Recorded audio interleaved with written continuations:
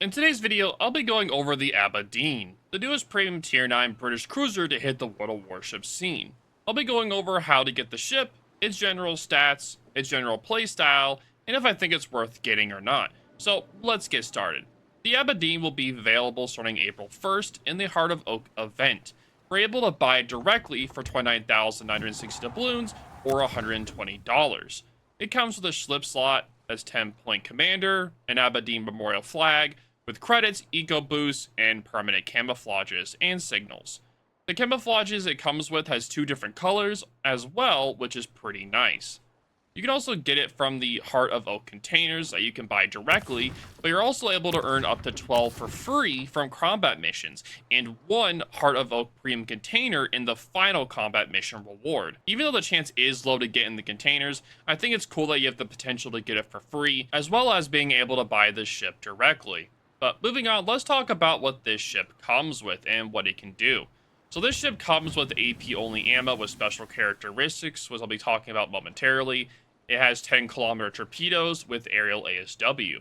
It also comes with a standard heel with a 9-kilometer radar with a short burst smoke. So I'll be talking about all these momentarily, but overall, the utility on this ship is really good.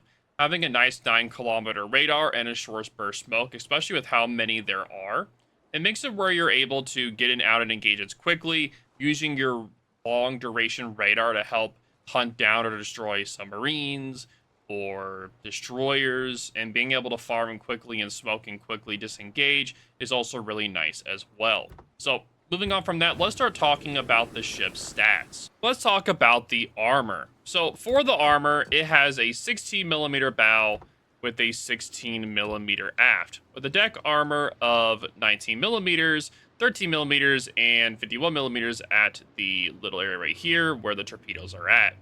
Now, this armor is definitely light, with the side armor for the Citadel being 114mm as well. As you can see right here as well, the Citadel is slightly above water. It's not as bad as the Neptune. If we're all used to the Citadels on Neptunes, yeah, that's like really bad. So definitely the Citadel isn't as bad as Neptune's, but you still got to be careful in it. It actually doesn't have the notoriously flat butt of other British cruisers. Normally the cruisers have a flat butt, which makes them a lot easier to be citadeled. But on this ship, it actually doesn't. It's actually really surprising that it doesn't. Now, it doesn't mean you're not going to get citadeled from the rear, but it makes the chance of it being much lighter. So armor definitely is more of a light cruiser. So you just gotta dodge and make sure you don't get hit by any of those big shells, or you'll be taking a lot of damage. For the ship's HP, we have a total of 45,450 HP with a 4% torpedo protection. Using Neptune as a guide here, the Neptune has slightly more torpedo protection than the Aberdeen does, as well as having roughly about the exact same HP. Now, this is 45,000 with the build and the flag, with survivability expert being in there. So this thing has roughly about the same HP pool as a Neptune. The ship does have a downside though, since the Neptune does come with a super heel. This does not come with a super heel. It comes with a standard heel. So it's not going to be able to tank as much as a Neptune. So definitely be careful of that when you are playing this ship. Moving on to the guns, you get 8 152mm guns on 4 turrets, and they have a base gun range of 15.8 kilometers. Now, these guns act the exact same as the Minotaur, so if you're used to playing the Minotaur, then you'll have a great time playing this ship. Now, let's talk about the gun angles. As you can see from the gun angles, they're not the best, they're not the worst. Luckily, you don't have to show your entire broadside when you're shooting them, but you still have to be careful when you are, because if you're showing that much side, you can definitely get citadels, so be careful on that.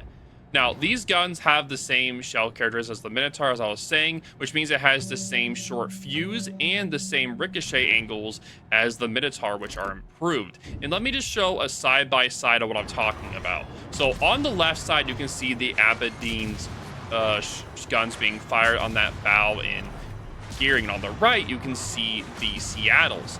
On the left, you can tell that at that more of an angle, the Aberdeen is going to be able to do damage to the gearing, while the Seattle cannot. And that's because of the improved ricochet angles on the Aberdeen. And with its shorter fuse time, this makes it where it's going to be able to pin that broadside gearing even really close, and it's going to do more raw damage to destroyers. While as you can see, the Seattle is having trouble pinning the gearing. It's just doing overpin, so it's going to be doing less damage overall, even with more guns. This makes the Aberdeen very specialized against hunting destroyers, light cruisers, and just doing more raw damage to those targets. While on heavier cruisers and on battleships, you're not going to be able to citadel them, but you'll definitely be able to do a lot of raw pen damage to them, which is really nice. And it gives the ship a lot of tools to be able to damage them. Now, this ship not having HE, it does make it where if someone's sitting bow into you or aft, it's going to be a little bit difficult to damage them. So you'll have to aim more at the superstructures to actually do damage to them when they're just sitting directly bow in or aft, or use your torpedoes, which we'll be talking about in a moment. Let's talk about the torpedoes. For the torpedoes, you get one rack of 3 per side, so a total of 6 torpedoes on this ship.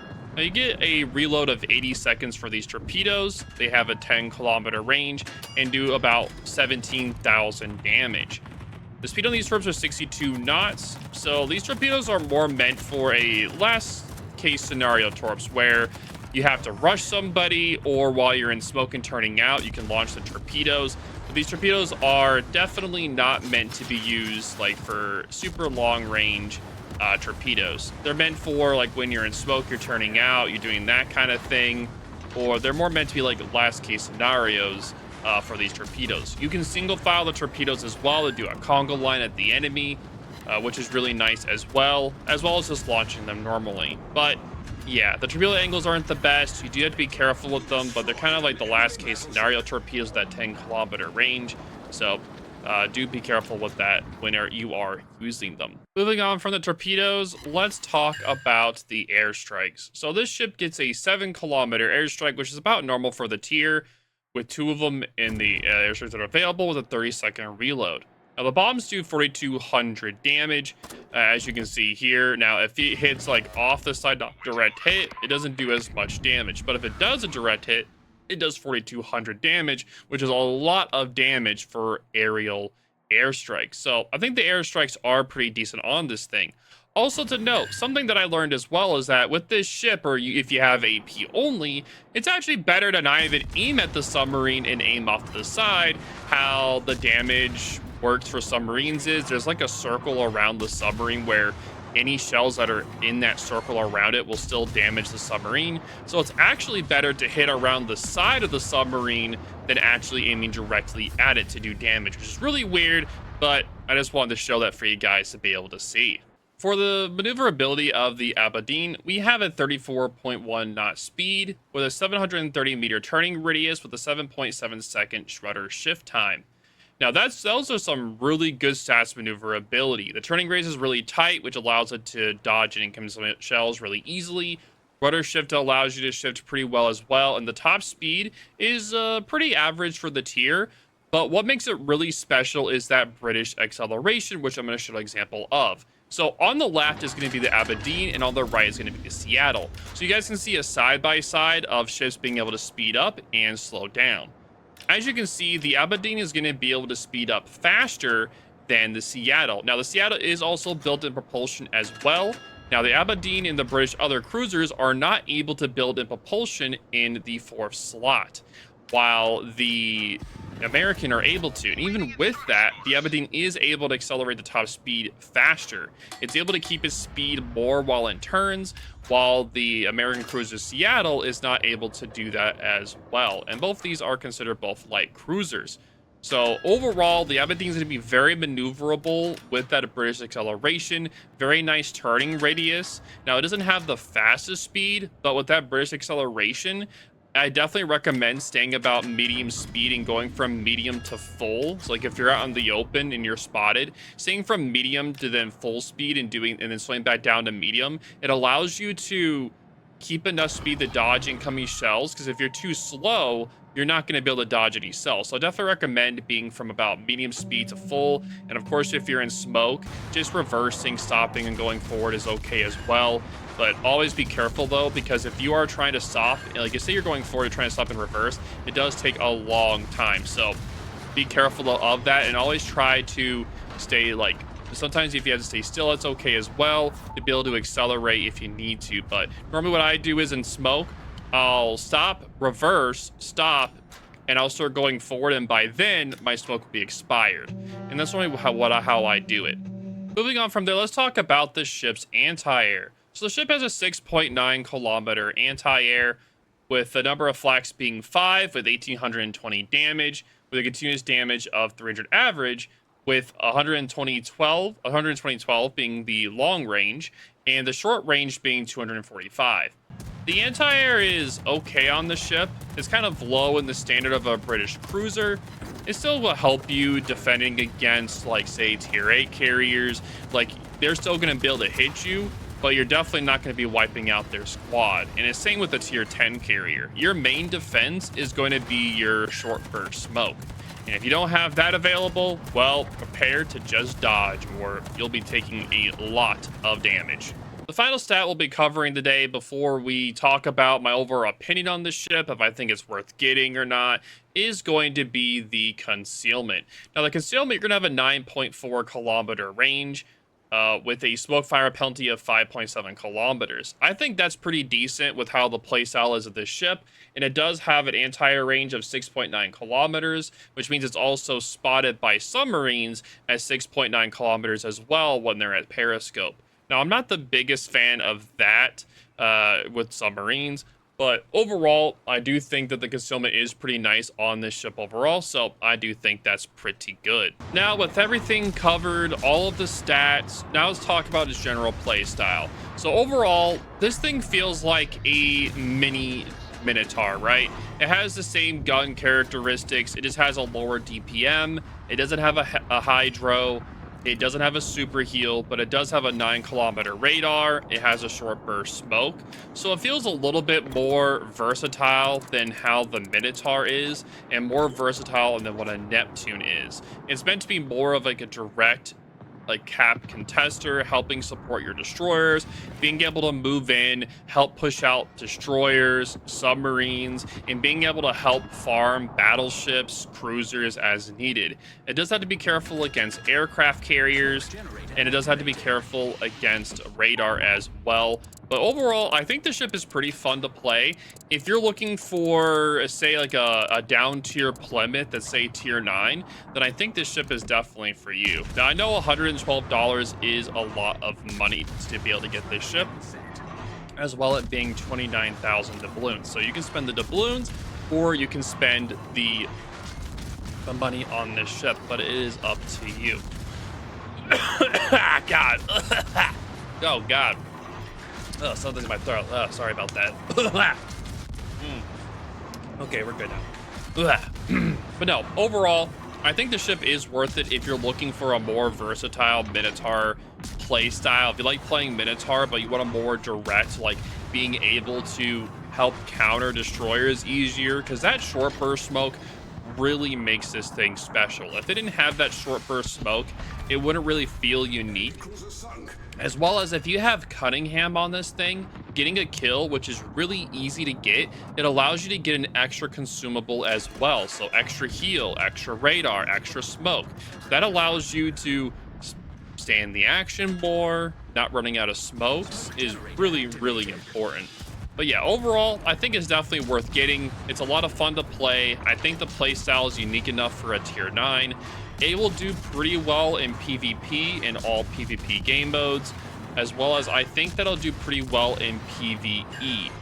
In operations, asymmetricals, and co-op, I think it'll do pretty well there, except for clan battles. Clan battles, I don't think this will do pretty well in there, but everywhere else, I think it'll do pretty well. Having a 9.4 kilometer concealment to a 9 kilometer radar makes it essentially, if you get spotted, just wait about 5 seconds as you're pushing in. And since you have that radio location build, which I'll be showing momentarily, you'll be able to push in to the direction of whatever's spotting you, radar it and be able to push it out and to be able to get the cap. Very good indeed. So I definitely like the ship. I think it's very unique and a lot of fun to play. But yeah, let's go over the build and talk about why I have this recommended build. All right, so this is the build that I recommend for the Abadine. So first slot is going to be main battery armaments. Help protect those. Second slot is going to be radar to get that radar duration about 52 seconds. Aiming systems are going to be more accurate. It's going to be steering gears and the force, since you cannot do propulsion. Fifth slot is going to be concealment, with sixth slot being the reload booster. And that's the build I'll be recommending. For Andrew Cunningham, this is the order that I'll be doing the build in. I think it's very important to, if you don't have Cunningham, you don't have to put him on here, but you can also use anything else. But Cunningham's ability to where if you get a kill, allowing you to get an extra consumable is very important, as well as getting 4 floods is not too difficult with torpedoes on this ship, so that's also possible to make your ship faster. And then if you get a witherer, which is impossible, so don't even worry about that on this thing. You have to get really lucky with torps, but yeah, don't worry about that. But anyway, first slot is going to be consumable specialist to get your smoke back faster and your radar. Second is going to be consumable enhancement.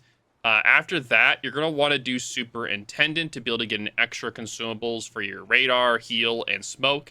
For your 10-point build, it's going to be concealment expert. For your 14-point build, it's going to be radio location.